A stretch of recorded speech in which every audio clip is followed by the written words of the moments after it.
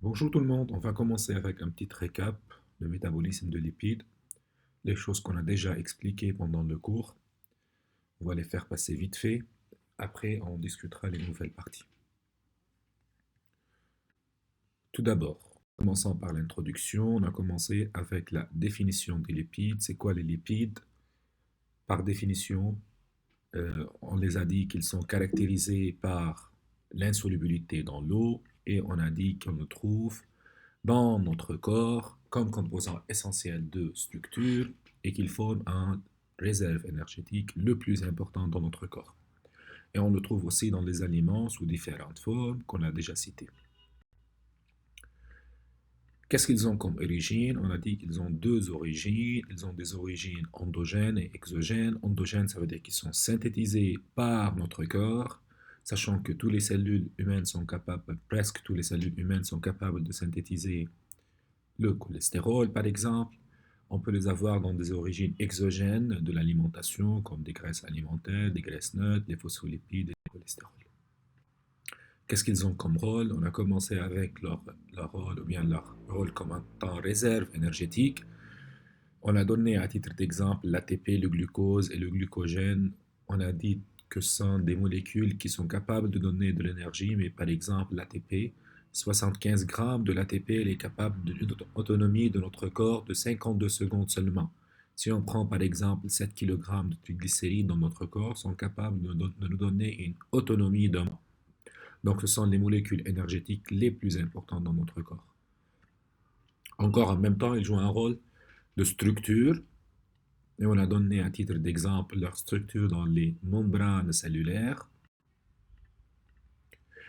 Après, on a passé, qu'est-ce qu'ils ont d'autres activités ou bien d'autres fonctions. On a parlé de la fonction automolécule actif.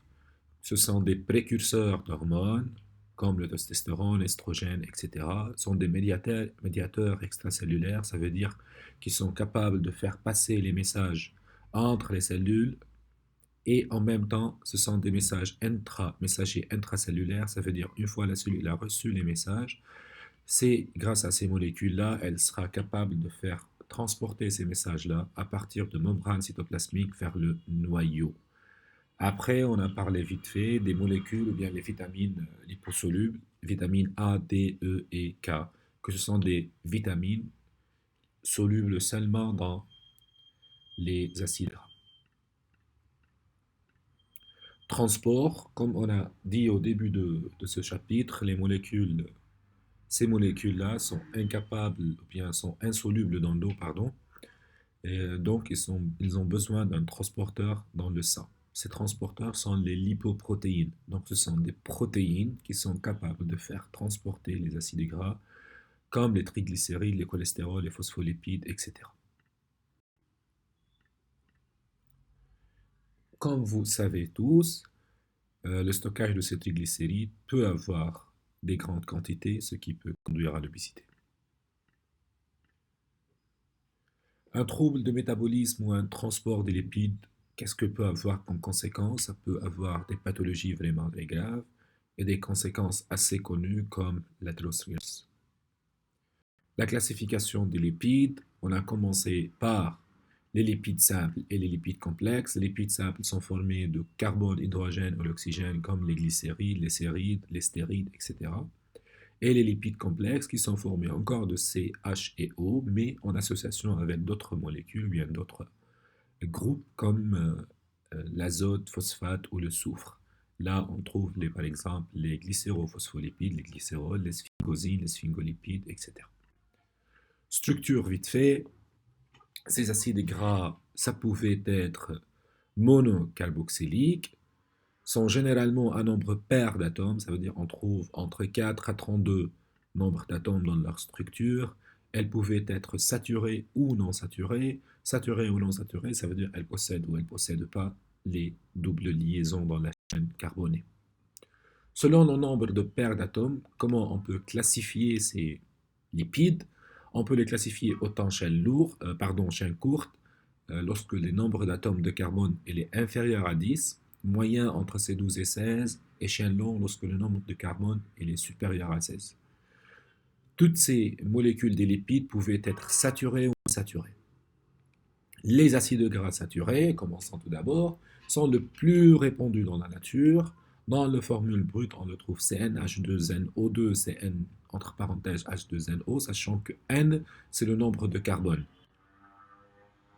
Comme présentation spatiale, on trouve que ces molécules-là, ils ne prennent pas la forme linéaire, la forme qu'on a l'habitude de l'écrire sur les papiers, sur notre livre. Non, ils prennent une forme dimensionnelle de 2 à 3D. Là, quelques exemples des acides gras non saturés.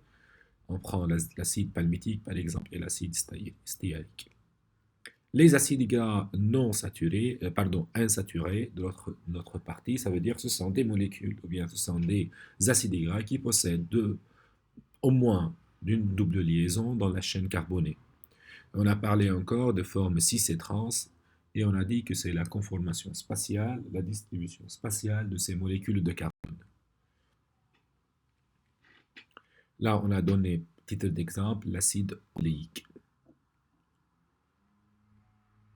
D'autres exemples et d'autres nomenclatures. Là, les monoinsaturés, on a mis d'accord, monoinsaturés, ça veut dire qu'elles possèdent une seule double liaison. Lorsqu'on écrit C16W9, ça veut dire quoi? Ça veut dire que cet acide gras possède 16 atomes de carbone et une seule saturation située à la molécule de carbone numéro 9 du côté de la molécule de COH.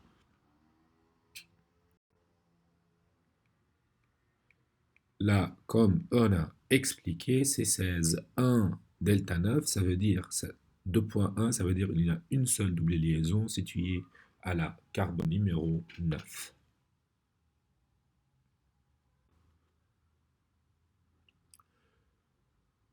Quelques remarques. Pourquoi les acides gras sont indispensables? Et quels sont ces acides gras indispensables? De point de vue nutritionnel, sont indispensables.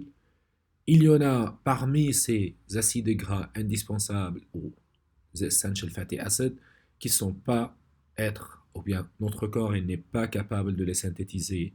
Donc on est obligé de les avoir par notre alimentation. On cite parmi ces acides gras l'acide linoléique, l'acide linolénique et l'acide arachidonique. Sachant qu'à partir de l'acide linoléique, l'organisme peut synthétiser les deux autres.